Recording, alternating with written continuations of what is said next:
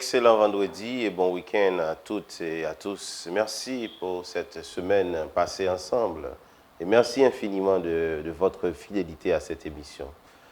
Voilà, et on commence avec beaucoup de retard. On s'excuse auprès du public, il y avait une panne de courant. Vous l'aurez compris, donc on vous demande votre indulgence par rapport à ce retard. Voilà, les dés sont jetés, dirait-on, les carottes sont cuites. Ariel Henry entre au Palais national. Premier ministre, jouissant des prérogatives d'un président de la République, le docteur Ariel Henry a pu tenir son premier conseil des ministres hier au Palais national. Après son remaniement ministériel, son entrée triomphale au palais, que lui reste-t-il pour devenir le prochain tout-puissant de la République? Où veut-il en venir en réalité? Ariel Henry et son gouvernement pourraient-ils organiser des élections, changer la Constitution par référendum ou résoudre le problème de l'insécurité? L'accord du 11 septembre et le remaniement ministériel pourraient-ils lui garantir effectivement une gouvernance apaisée ou peut-on tout simplement parler de gouvernance actuellement dans ce pays? Quand on regarde la poussée vertigineuse du PM Ariel Henry et de ses alliés, que peut-on dire des autres accords comme celui du Penn et de Montana? Est-ce qu'il y a au moins une possibilité de rencontre entre les actes posés par le gouvernement de facto et les propositions faites par le groupe de Montana? Alors que Montana monte ses structures, Ariel consolide son pouvoir. Peut-on aujourd'hui parler encore d'accord Montana quand Ariel Henry et ses alliés occupent tous les espaces de pouvoir? Bientôt, ce sera le départ forcé ou volontaire de ce qui reste du Parlement. Ariel sera définitivement seul à bord. Ce qui me rappelle tristement quelqu'un. Être seul à bord n'est pas toujours absolument un avantage politique. L'accord du 30 août, autrement dit Montana, réunit un plus large consensus, mais tout aussi fragilisé par les dissensions, tant les groupes qui le composent viennent d'horizons sociaux et politiques différents. Ils travaillent tranquillement à la mise en place du comité national de transition où les structures signataires de l'accord doivent désigner leurs membres. Mais après, que va-t-il se passer? Ce n'est pas à moi de répondre, mesdames, messieurs. C'est donc à Jacques Ted Syndic, qui est donc l'un des signataires de cet accord et promoteur de l'accord de Montana, qui nous disons bonsoir et bienvenue à l'invité du midi. Bonsoir à ceux qui nous regardent aujourd'hui à midi, l'heure du repas. Nous allons pouvoir parler de ça, mais c'est une bonne occasion d'en parler et surtout de se préoccuper de cette tendance-là d'avoir le pouvoir personnel. C'est une constante dans l'histoire de la vie. Toujours de personnaliser le pouvoir, de toujours avoir un individu qui incarne tout. Donc nous sommes à ce carrefour-là, il faut bien comprendre et bien évaluer ça, mais quand même le projet, l'accord du Montana continue. Il continue sur sa trajectoire qui a été définie clairement et bien précisée. Donc nous sommes dans cette construction-là et le CNT est prêt et la semaine prochaine on aura l'intronisation officielle du CNT et puis on va commencer à travailler. On va continuer à travailler dans ce cas-là et arriver au choix du président de transition et du Premier ministre de transition, donc et du gouvernement aussi de transition. Donc c'est cette démarche que nous sommes et malgré que vous avez noté qu'il y a des dissensions, mais c'est plutôt parlons d'une dynamique interne de progrès, d'avancement dans le travail que nous sommes en train de faire et nous sommes à ce carrefour. Oui, justement pendant qu'on y est et Jacques Ted Syndic, le groupe de Montana, comme je le disais tantôt, réunit un plus large consensus, puisqu'il y a beaucoup de groupes qui ont signé cet accord. On en est à combien déjà? Nous sommes à 949 signataires, regroupements d'associations et de personnalités, d'individualités. Nous sommes à ce nombre-là. Et le Nouvelliste, hier soir, a publié, c'est déjà en ligne. Et il n'y a pas de signataires en double? Non, justement, on a pris le temps de faire ce travail-là parce que, il y a eu ceux qui ont signé avec nous et qui en même temps signé avec le projet avec Ariel, Dr. Ariel Henry. Mais on a fait ce nettoyage-là et ensuite, on a aussi éliminé ceux qui ont signé par deux fois parce qu'ils sont signataires pour une organisation et en même temps ils sont signataires pour eux-mêmes. Donc on a fait tout ce travail-là. Autrement, on aurait un nombre beaucoup plus élevé, mais on a fait ce travail de nettoyage et on est maintenant à 949 et le document a été publié. Qui signe l'accord Montana? Qui? C'est-à-dire... Ce sont les partis politiques. Il y a des personnes qui signent? Oui, il y a des individualités, des personnalités. En leur propre nom? En leur propre nom, des personnalités, mais particulièrement, nous insistons sur les organisations de la société civile, et ensuite les partis politiques, les organisations populaires aussi ont signé. Donc c'est dans ce cadre-là, justement, qu'on a eu le week-end dernier des rencontres à l'hôtel Kinan à Pétionville. On a rencontré d'abord les partis politiques signataires qui se sont constitués en forum des partis politiques. Et le lendemain, on a rencontré les membres du CNT dont on va faire l'intronisation officielle la semaine prochaine. Et le dimanche, on a eu l'ensemble des organisations de la société civile et des organisations populaires. Donc, on a construit tout ça, et maintenant, le forum des partis politiques est là, le forum de la société civile est là, et ce sont ces deux organisations, deux instances qui sont émergées de l'accord qui vont désigner les candidats à la présidence et les candidats à la primature. Quand on regarde, par exemple, les différentes structures qui signent l'accord Montana, on retrouve des structures, notamment des partis politiques, de tendances qui s'opposaient dans le temps. Je veux parler, par exemple, on peut rencontrer des GNBistes au sein de l'accord Montana, tout comme on retrouve des Lavalassiens. Donc, comment vous gérez cette contradiction interne? Alors, c'est une dynamique intéressante. C'est une dynamique du consensus qu'on a retrouvé, qu'on a pu trouver, qu'on a pu construire. Et c'était nécessaire pour nous parce que dès le départ, ce qui s'était posé, on s'est dit que la crise actuelle que nous vivons, ce n'est pas une crise entre l'opposition et le pouvoir. C'est une crise plus profonde, intense, qui est là depuis au moins 2 siècles que nous vivons cette crise permanente où le peuple national haïtien est en conflit avec l'État. Donc c'est le conflit d'État et qui refuse l'accès au bien-être, l'accès à l'éducation, l'accès à la richesse nationale. Et c'est ce conflit-là qui existe, qui donne ce qu'on appelle l'instabilité politique. Ce n'est pas simplement une affaire d'opposition qui voudrait accéder au pouvoir, ce que nous voyons là maintenant, mais la crise persiste, elle est permanente, elle est là, elle est fondamentale. C'est à cette crise-là, et nous nous sommes dit à ce moment-là, la seule façon de répondre à cette situation et de trouver une solution à la crise, il faut qu'il y ait un large consensus. À défaut d'avoir un consensus national au niveau du peuple national haïtien, on s'est dit, dans le temps qui nous est imparti, parce que le temps était effectivement court, il fallait construire un consensus de société. Et ce consensus de société devrait pouvoir donner la force de société, la force politique de société. Donc c'est dans cette construction que nous sommes. Donc ces contradictions sont nécessaires. Donc, et apportent leur dynamique aussi. Elles sont pour le moment latentes. On ne peut pas dire que l'accord Montana les a annihilées. Non, absolument pas. Absolument pas. Et c'est la même situation. C'est un moment de sortir de la crise. C'est un moment pour sortir de cette crise ponctuelle, la crise de gouvernance. C'est nécessaire d'avoir ce consensus. C'est ce que nous avons toujours appelé un moment d'unité historique. Ce ne sera pas une constante parce que les luttes sociales, les différences sociales, les clivages de société et les luttes de classe qui sont là dans la société sont vivantes. Elles doivent rester. C'est simplement, il y a un moment où les gens se sentent obligés de se mettre ensemble pour résoudre cette difficulté. La difficulté fondamentale qui est posée à la nation aujourd'hui, c'est la question de la souveraineté. C'est la question de la construction du pouvoir national. Comment on choisit les dirigeants de ce pays. Non pas par un tweet, non pas par la décision américaine, non pas la décision du BNU, non pas par la décision internationale, mais construire un pouvoir local à partir des forces de société. Donc c'est ce qui s'est dégagé dans l'accord et c'est ce que nous avons comme principal point de l'accord. C'est la conquête de ce minimum de souveraineté pour construire le pouvoir local et dans l'autonomie de la nation, dans l'autonomie de la société. Donc, ce moment-là est nécessaire et c'est ce que nous sommes en train de construire.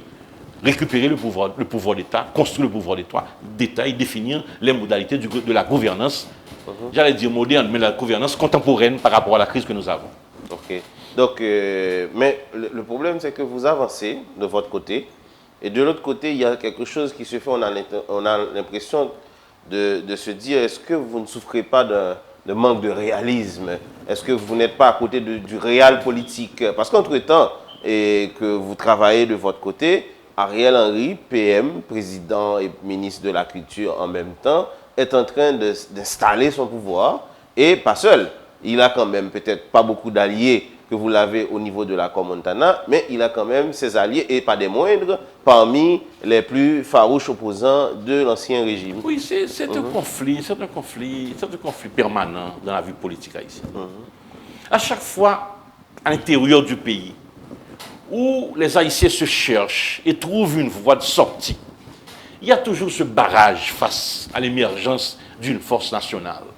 Parce que l'intérêt international, la puissance de l'international, dans la vie politique, dans la vie de société, en Haïti, dans la vie économique de ce pays, impose toujours des solutions.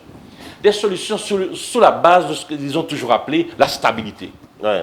Pour eux, la stabilité est fondamentale, que ce soit la stabilité sous la dictature, que ce soit la stabilité dans le désordre des 10 ans du PHTK, que ce soit la stabilité aujourd'hui comme nous la vivons.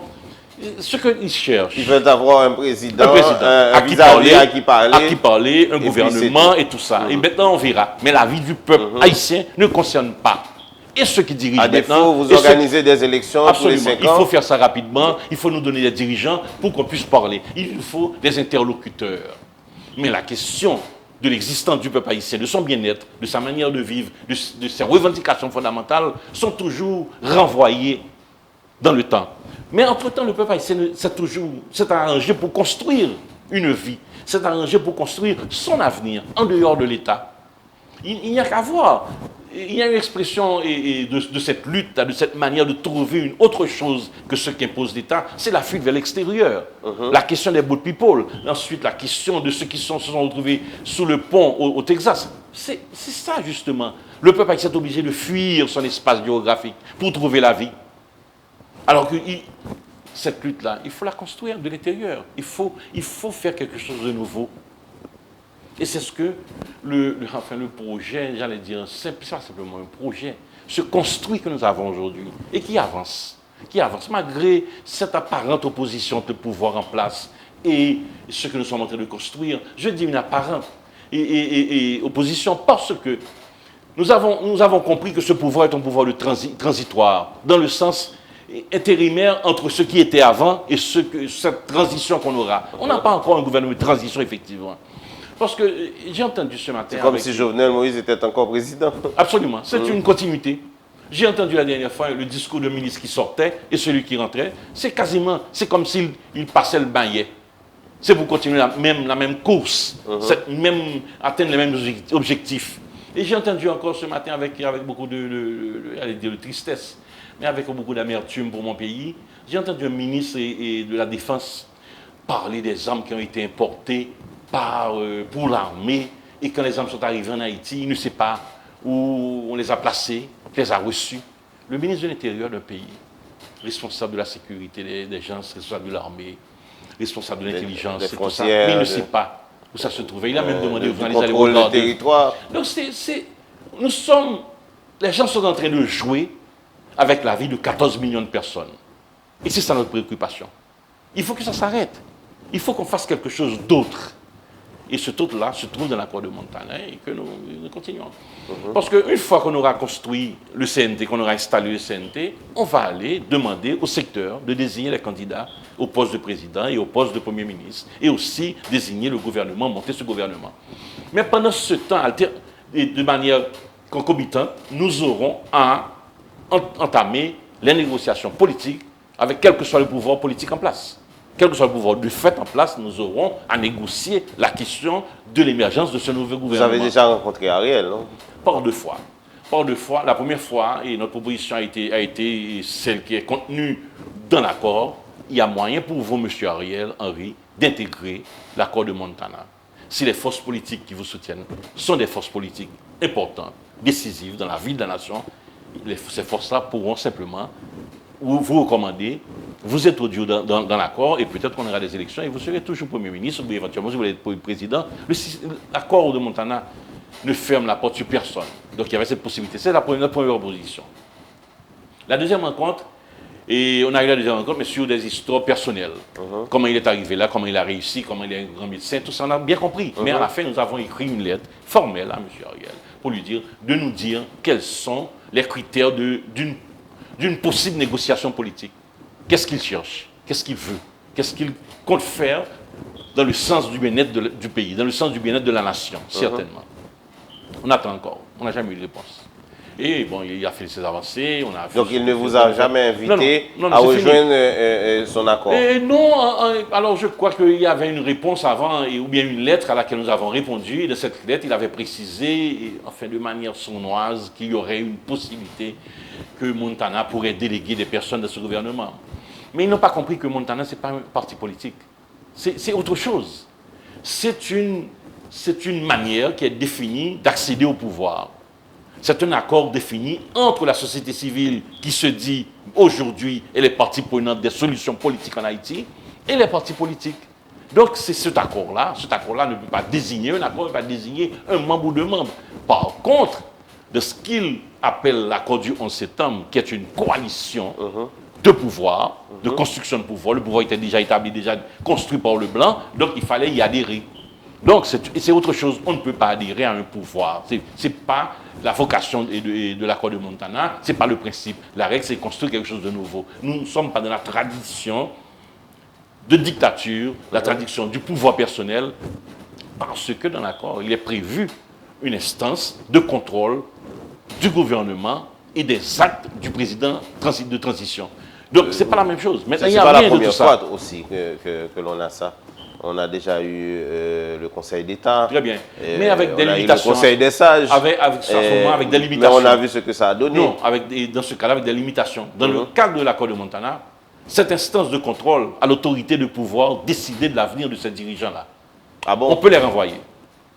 S'il est avéré qu'ils ont mal géré, qu'ils ont détourné les fonds publics. Donc ce serait un super parlement. C'est un super parlement. Parce que ce qui est, c'est le contrôle qu'il nous faut. La question de dire que quelqu'un... Prenons le cas de M. Ariel qui est là depuis 4 mois.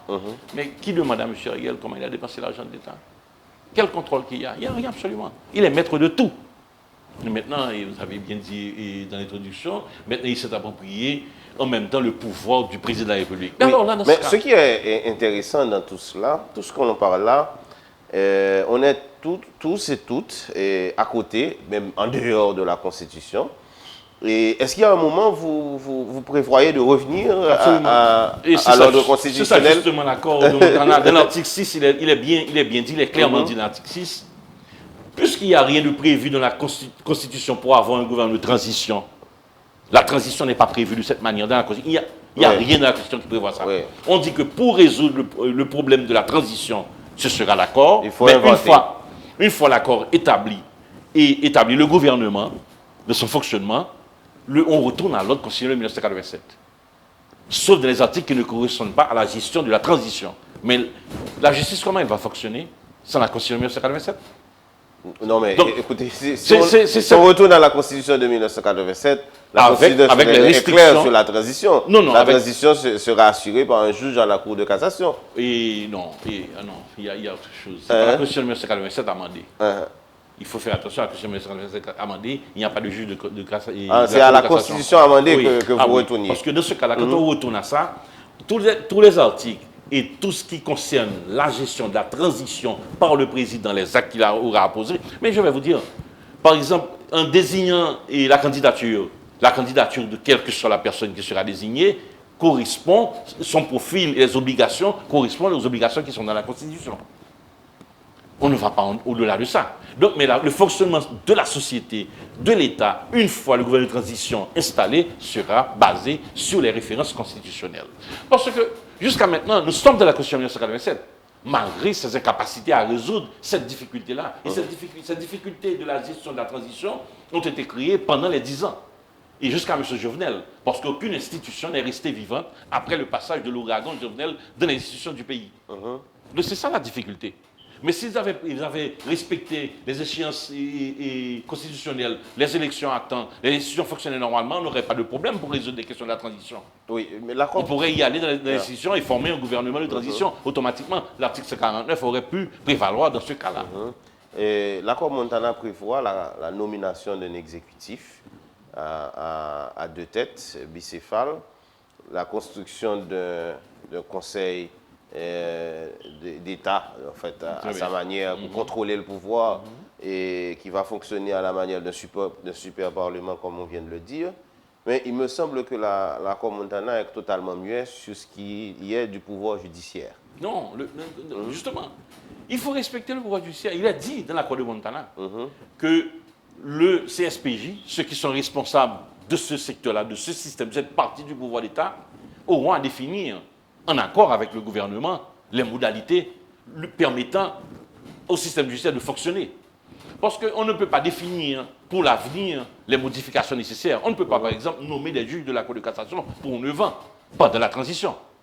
il faudrait peut-être discuter. Nous avons même analysé à un certain moment qu'il faudrait peut-être avoir des juges peut-être pour 2 ans, pour la durée de la transition, et permettre au gouvernement élu, après dans les élections normales, qui seront organisées, d'avoir la possibilité de nommer des juges pour la période, ou bien de reconfirmer ceux qui seraient là. Donc on n'a pas ce droit-là. Et c'est la quintessence de la démocratie que nous sommes en train de regarder comment ça peut fonctionner. Mais ce pouvoir, quand même, le pouvoir judiciaire qu'il y a là, a été installé par Ariel Henry. Un problème. Comment ils vont rester après? Comment il y aura des contestations avant? Parce que j'ai toujours dit, il faut faire attention que le désordre et le chaos qui s'installe dans le pays ne sortent pas de l'État. Quand les structures d'État, le pouvoir d'État s'installent dans le désordre et dans le chaos, on ne pourra pas y remédier. Il faut permettre aux institutions de fonctionner malgré les difficultés d'ordre légal et d'ordre constitutionnel. Donc c'est dans cette démarche que nous sommes. Parce que il faut faire attention. Et nous sommes dans cette dynamique-là aujourd'hui, la question du pouvoir personnel. Regardons comment cela s'est passé au Palais national, avec les menaces des policiers qui arrivent et ceux qui résistent. On est tout près d'un clash. Mais comment un responsable d'État, qui se dit responsable d'État, peut se mettre dans cette situation-là? Comment entraîner la police sur ce champ politique de faire un choix? C'est ce qui est arrivé. Ils ont mis la police entre le de facto qu'ils sont et le de facto qui est au Palais national. Entre deux de facto. Entre deux de facto, c'est incroyable. En dehors de ça, maintenant, le projet qu'il y a, c'est le projet de l'ordre constitutionnel défini par M. Jovenel Moïse, assassiné malheureusement dans les conditions que nous savons, d'avoir la présidence sans le Premier ministre. D'avoir tout simplement... Ils sont un seul homme au pouvoir, régnant sur tout. C'est cette expérimentation qui se fait là maintenant. C'est comme si on nous mettait dans un moment, dans ce laboratoire-là, où on essaie de voir comment le peuple haïtien va réagir par rapport à la question d'avoir un seul chef, de retourner à l'ordre d'avant 1987. C'est dans ça que nous sommes. Donc, voilà. Et la démarche s'est construite autrement. Il y a un autre problème aussi, en ce qui concerne tout ce qui se fait actuellement sur l'échiquier politique. Il y a un malaise global. Presque tous les acteurs, et même y compris Montana, souffrent de ce que je pourrais appeler une légitimité populaire. On a l'impression que ce qui se passe là maintenant n'intéresse pas la population, que la population est occupée ailleurs. La population, ce qui l'intéresse, c'est de pouvoir circuler, ce qui est impossible de nos jours, notamment dans la zone métropolitaine de Port-au-Prince et dans quelques communes environnantes. La population, ce qui l'intéresse, c'est la montée et des produits de première nécessité dans les marchés. Ce qui l'intéresse, c'est la volonté d'envoyer ses enfants à l'école. Ce qui l'intéresse, c'est de pouvoir continuer à aller et travailler et autant que faire se peut, et là où ils ont l'habitude d'aller se défendre. Donc, on n'a pas l'impression que accord Penn, accord Ariel, accord Montana, ça leur dit quelque chose, ça leur parle. Est-ce que vous ne souffrez pas d'un véritable... En fait, quand je dis vous, je parle de tout le monde, y compris Montana. C'est comme si tu parlais du monde politique aujourd'hui. Voilà. Du monde politique. Alors là, non. Pour une simple... D'abord, décantons un peu la situation. Dans l'accord de Montana, il y a des organisations de la société civile. Prenons le cas des organisations paysannes, le 4G, qui est là depuis je ne sais pas combien de temps, qui se sont réunis à travers le pays, qui ont d'abord eu un représentant au niveau de la commission, et maintenant qu'ils ont 2 délégués dans le Conseil national de transition. Mais c'est l'expression politique de l'organisation de la population paysanne, les organisations. C'est une expression d'eux-mêmes. Donc, on pourrait dire, puisque c'est une organisation, nous ne savons pas combien de membres qu'il y a dans les organisations, et dire que ces organisations ne sont pas légitimes, je ne vais pas m'aventurer à le dire. Donc, il y a une légitimité indirecte, comme au niveau du Parlement, à un certain moment, quand on transfère le pouvoir, puisque les organisations sont là, et qu'ils ont, à un certain moment, fait des élections et ont conduit des responsables, des dirigeants et des délégués, c'est une expression de la souveraineté à ce niveau-là. Et j'aurais pu prendre la Fondation protestante, j'aurais pu prendre l'Église épiscopale, j'aurais pu prendre l'association des femmes, j'aurais pu prendre les syndicats. Il y a une expression de masse qui s'exprime à ce moment-là au niveau de l'individu délégué dans le CNT, par exemple, ou bien dans le BSA, ou bien dans la commission. Donc, nous avons ça. Mais il y a autre chose. Nous avons même évalué que Montana, de la manière que ce processus a été construit, donne une espérance à la population. Et la population espère qu'à ce niveau-là, ils vont trouver autre chose, une autre solution. Une solution où eux, ils pourront après participer. Et en même temps, dans l'accord de Montana, on prévoit qu'il faut aussi qu'il y ait de la mobilisation. Mais, mobilisation, pourquoi? Contre quoi? Non, la mobilisation de soutien à ce qu'ils sont en train de faire. Parce que dans ce pays-là, le problème qu'il y a, le silence que vous avez bien précisé qu'il y a dans la population peut être interprété comme un abandon de la vie politique, comme une acceptation de cette réalité qui est là, où la population ne peut plus se déplacer pour sortir de Port-au-Prince, pour aller au CAI, pour aller à Carrefour. Comme si la population aurait accepté cette situation-là. Non. Elle résiste. Elle se projette dans l'avenir et en même temps, elle se cherche, elle regarde comment ceux qui ont la mission de sortir de cette situation, ou bien qui se sont présentés comme capables de solutionner cette situation-là, ils regardent, la population regarde, elle regarde du moins pour voir comment ça va venir. Mais ce n'est pas un silence qui va durer, à mon avis. Il faut faire très attention. Ce silence ne va pas durer. Et vous avez parlé des prix des produits de première nécessité.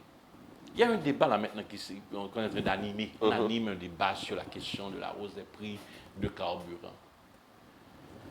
Et ce serait avec beaucoup de méchanceté que les gens, dans une période de transition comme elle est là, de penser à augmenter les prix du diesel particulièrement, sous le fallacieux prétexte que ce seraient les bourgeois, les gens qui ont des moyens économiques, ceux qui ont des DELCO, des génératrices chez eux, qui vont en bénéficier. La réalité est quand les gens expliquent cette décision, ils prennent en exemple leur grosse cylindrée. Oui, la réalité est tout autre. Le transport des marchandises se fait avec des camions diesel. La production nationale, le minimum de production nationale que nous avons, utilise le gazoil. Une fois que le gazoil est augmenté, on aura les effets induits sur la hausse des prix, en dehors de ce que nous avons aujourd'hui. Et la production nationale, locale... Sauf si le gouvernement, et ça j'en doute fort, de toute façon, même un gouvernement élu n'a pu le faire, le gouvernement peut vraiment et strictement contrôler ce qu'on appelle les marges de bénéfices. Alors ça me revient souvent avec... Il y a une façon idyllique de penser que les gens font beaucoup de marges.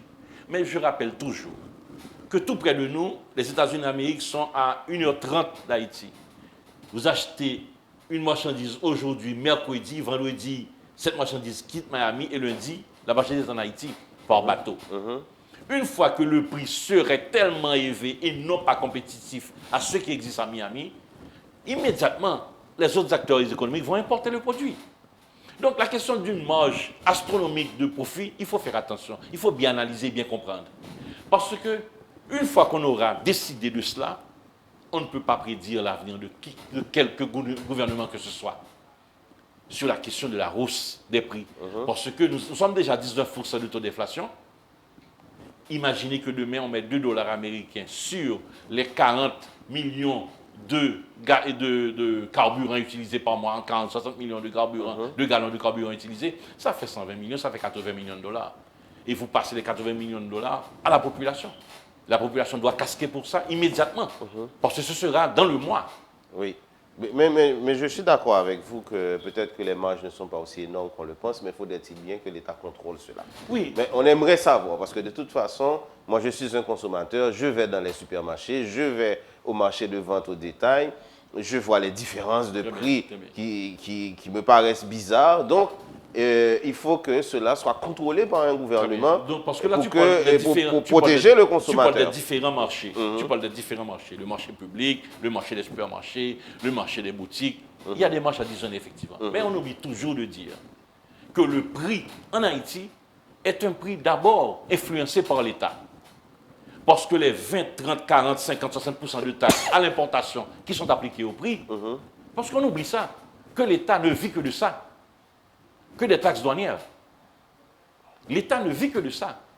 Un produit acheté $1 aux États-Unis qui arrive SIF Port-au-Prince, y compris le transport, donc SIF à Port-au-Prince, l'État met au moins $3 ou bien $4 dessus. Donc c'est à partir de ces $4, ça fait $1,40 déjà, que l'importateur va fixer son prix de vente. Oui. Et maintenant, son premier prix de vente, c'est l'importateur direct. Ensuite, on aura la chaîne de commercialisation. Donc on peut arriver à $2, $2,20 facilement. Mais l'État a déjà ajouté 30 ou 40% de ce prix initial. C'est de ça que l'État vit. Mais on ne parle pas de ça, de ce point-là. Il faut bien regarder tout ça quand on parle de cette différence. Mais il faut faire attention. Ce que je veux dire, à moins que maintenant ceux qui sont de fait au pouvoir ont un projet d'aller au-delà de la question électorale qu'ils projettent et qu'ils disent qu'ils vont réaliser pour rester au pouvoir. Autrement, quel intérêt ils ont aujourd'hui de poser le problème de l'augmentation des prix dans un court terme de 12 mois comme ils disent, de 8 mois comme ils disent, c'est pour faciliter le prochain gouvernement. Voilà. Est-ce que c'est pour faciliter? L'intérêt est politique. Justement, alors. donc ils connaissent comme ça, le prochain gouvernement n'aura pas à le faire. C'est une première démarche. La deuxième démarche, c'est un processus d'essayer de légitimiser le gouvernement qui est là, de rendre le gouvernement légitime. En animant un débat sur une décision possible que le gouvernement aurait à prendre, c'est discuter, c'est l'acceptation de son existence. Mais comme de fait, de toute façon, ils ont les rênes du pouvoir. Ils ont les rênes de l'administration publique. Maintenant, c'est établir dans le concept, dans l'haïtien, dans la tête des Haïtiens, que ce pouvoir existe et peut agir sur son avenir et sur son présent. Donc c'est une deuxième démarche politique, en fait. Et je doute que ce ne soit pas que ça, dans la démarche maintenant d'animation de la question de l'augmentation des prix. Ce serait simplement mesquin. Mais il y a une question que le peuple peut facilement poser. Est-ce que quand l'État augmente le prix du carburant, cela signifie automatiquement que l'État va peut-être va rattraper un manque et qui était à gagner? Et est-ce que ce manque à gagner quand l'État là, cela veut dire que quelque chose va changer dans la situation de la vie de ce peuple? C'est-à-dire quand l'État gagne de l'argent, cela ne veut pas dire que c'est le peuple qui en gagne. Ça dépend de quelle forme d'organisation de l'État que nous avons. Et cet État que nous avons non, je parle de l'État que nous avons toujours eu. Oui, l'État que nous avons aujourd'hui ne se préoccupe pas de ça, certainement. Et les gens, vraiment, passez-moi l'expression, s'en foutent pas mal de ce que l'État... Il suffit de se poser la question, ce sont les 4,2 milliards de dollars de Petro-Caribé. Et puis, à cette question-là seulement, on n'a pas besoin d'avoir de réponse. On n'a qu'à se poser la question. Et puis apparemment, on va regarder que le profil qui est là, qui s'articule pour garder le pouvoir et mieux se maintenir au pouvoir pour un certain temps, c'est cette même articulation qui est là. Ce sont les mêmes gens qui tournent autour de ce pouvoir-là et autour des recettes de l'État et autour de la richesse nationale. Alors que le peuple haïtien, l'organisation fondamentale, c'est de participer et de bénéficier, de participer à la construction du capital haïtien et en même temps d'en bénéficier. Parce qu'au fait, le peuple participe aussi à la création de richesses. Parce que ce sont eux qui font l'activité économique au quotidien, qui emmènent leurs enfants à l'école, qui font les petits commerces sur les trottoirs, qui vont au marché et au supermarché. Donc, c'est-à-dire que si le peuple n'arrive pas à circuler normalement, ça occasionne un frein aussi à l'activité économique. C'est une autre forme de pénalité et une forme d'exclusion du peuple haïtien dans la participation, dans les bénéfices de sa production nationale, dans les bénéfices des richesses que le peuple a créées. Et c'est l'existence de l'État haïtien. L'État haïtien ne fournit rien à la nation, que simplement récupérer les taxes, récupérer l'argent pour les distribuer au niveau de sa société étatique, des gens qui en bénéficient, des gens qui vivent que de l'État. Alors, et c'est une occasion de dire que les questions économiques aujourd'hui sont importantes. La question de la vie économique aujourd'hui est importante. Comment on va la réguler? Comment on va la rétablir sur une base que le peuple haïtien peut aussi bénéficier des retombées de la création de richesses? Et c'est l'aspect fondamental. C'est au moment peut-être dans la transition de redéfinir les cadres, de redéfinir les bases pour relancer. Ce n'est pas une question d'aller directement dans les élections rapidement, dans un mois, dans 6 mois. Il faut attendre. Il faut au moins qu'on mette les bases pour que le nouveau qui arrive parte sur une base solide. Et ces élections doivent être financées par nous-mêmes. Justement, absolument, pourquoi pas. J'ai vu qu'il y avait un gouvernement de provisoire qui a pu organiser l'élection à l'époque de M. Privert.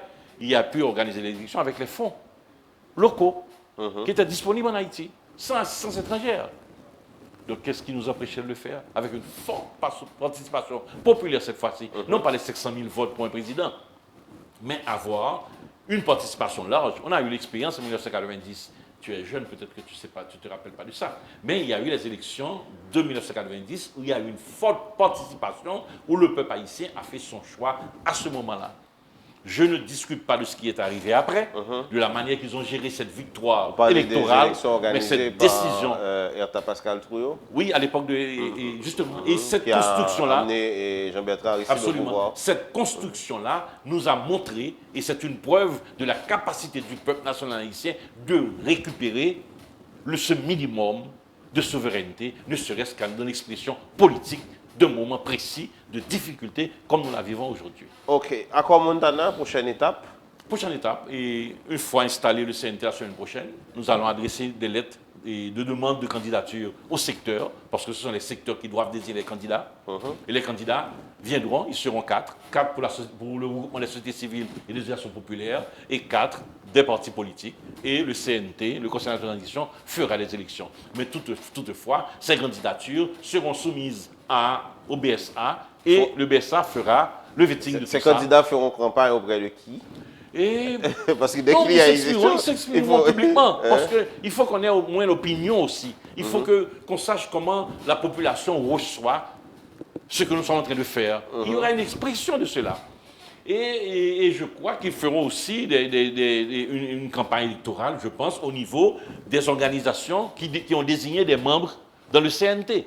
Ils verront les associations paysannes, les protestants, les vaudouisants. Il y a un travail à faire de toute façon pour motiver, pour faire comprendre le bien fondé de ce qu'ils vont faire. Mais en dehors de ça, ce qui est fondamental, ils n'auront pas un projet politique personnel à définir, mais les feuilles de route qui sont déjà préparées seront les feuilles de route de la transition, les feuilles de route de l'économie, les feuilles de route sur la question de justice, les feuilles de route sur la question des travaux à mener.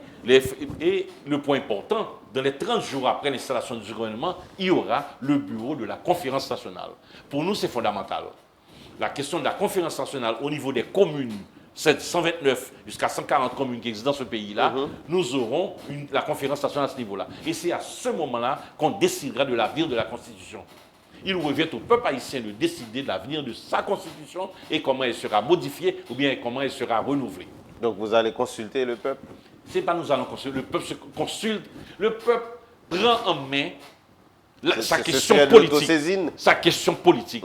Et nous avons toujours dit que ce serait intéressant pour nous que ce soit l'Université d'État d'Haïti et l'ensemble des universités toutes les universités qui sont là, conduisent cette opération de ce débat national. Et qui en soient les responsables et qui définissent, qui rédigent les textes à partir des revendications, des cahiers de charges. Ils rédigent le texte final qu'ils puissent soumettre à l'État, qu'ils puissent soumettre au gouvernement existant et qu'on puisse avancer. Et qu'à ce moment, on décidera s'il faut renouveler la Constitution, s'il faut l'amender, et on aura ce qu'il faut faire comme institution pour le faire. Au cas où, par exemple, ce gouvernement de transition désigné, selon les formules Montana, et quand le Premier ministre refuse le refus, nous n'avons jamais évalué qu'il y aura un refus. Ah bon? Non, jamais. Et jamais pourquoi? Parce que nous ne sommes pas dans l'opposition à M. Ariel Henry. C'est ça qu'il faut expliquer, les gens doivent comprendre ça. Nous ne sommes pas l'opposition. Mais pourquoi est-ce qu'il vous donnerait le pouvoir? Pourquoi il ne l'a pas pris pour rien. J'aurais pu répondre, mais pourquoi il détient le pouvoir? Depuis 4 mois, qu'est-ce qu'on a vu? Qu'est-ce qu'il y a de changé?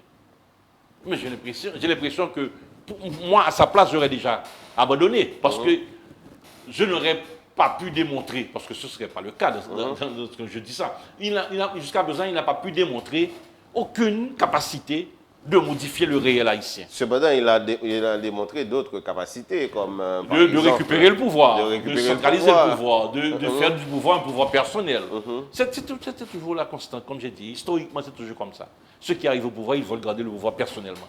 Et c'est contre ça que le peuple haïtien s'est révolté pendant les 4 dernières années, contre le pouvoir personnel que M. Jovenel Moïse voulait construire.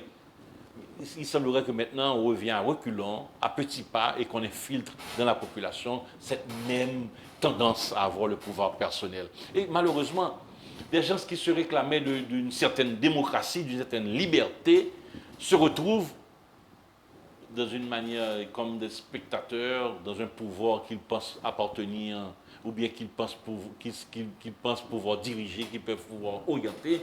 Ils sont là à regarder la construction d'un pouvoir personnel qui émerge. On ne peut pas accepter ça. En tout cas, je souhaite vraiment bonne chance à cet accord. Ouais, c'est pas seulement des chances. Il faut être conscient que cette réalité-là, c'est la construction qu'il faut pour le moment. Et la chance, c'est pas qu'on peut réussir, ne pas réussir. Il faut réussir. Et on réussira avec ce que nous sommes en train de faire, sans écarter, sans avoir aucun ennemi politique de cette construction-là, parce que nous sommes dans une construction nationale. Sans l'appui de l'international aussi. Alors il y a un problème. Ah, c'est important. Heureusement, vous avez soulevé ce point-là. Même si nous sommes à la fin de l'émission. Oui, même si vous êtes à la fin de l'émission. Parce qu'il y a une tendance de dire ceux qui sont en face et qui détiennent le pouvoir grâce aux Américains, qui ont une légitimité américaine, ils vous accusent de vous associer aux Américains. Ils vous accusent que vous sollicitez de l'Américain la passation de pouvoir.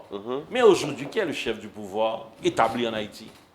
Mais il se trouve que la négociation politique dont nous parlons, il faudra à un certain moment faire cette négociation politique avec les détenteurs internationaux du pouvoir aussi. Il faut leur dire que cette réalité ne peut plus durer. Il faut la changer. Il faut avoir autre chose. Il faut remettre au peuple haïtien. Il faut accepter que le peuple haïtien puisse reprendre les directives, de sa destinée. Les directives de sa destinée. Justement, c'est la construction. Donc on ne peut pas. Il ne faut pas se laisser tromper de cette forme de dire c'est une forme de soumission aux Américains. Non. C'est une négociation politique. Et ils sont puissants. Ils sont là depuis au moins, pour ne pas aller bien avant, depuis l'indépendance, ils sont là. Même avant, on a eu le conflit et de la guerre du Sud. On a eu la présence des Américains déjà, en conflit avec la France. On avait déjà ça. Et la position de Toussaint par rapport à Rigaud. On a eu tout ça déjà. On connaît l'histoire. Ce n'est pas maintenant qu'ils vont nous surprendre. Nous savons que justement, il faut qu'à un certain moment, pour desserrer leurs mains du cou du peuple haïtien, il faut simplement leur dire comment ils doivent arrêter de le faire. Merci Ted Syndic, et merci d'être passé sur le plateau de l'invité du midi. Merci infiniment. C'était une invitation que j'honore et je me sens vraiment tout heureux d'avoir participé à cette émission. D'accord. Mesdames, Messieurs, c'est la fin donc de l'invité du midi. Aujourd'hui, nous avons reçu pour vous Jacques Ted Syndic, qui est l'un des promoteurs de l'accord Montana, et avec lui, on a regardé si cet accord est encore faisable et comment est-ce qu'on va le faire, et par rapport aux autres agissements politiques en Haïti. Donc, nous disons tout le monde qui était branché. Merci et nous rendez-vous pour l'autre semaine. Au revoir, bon week-end. Bon, Samy.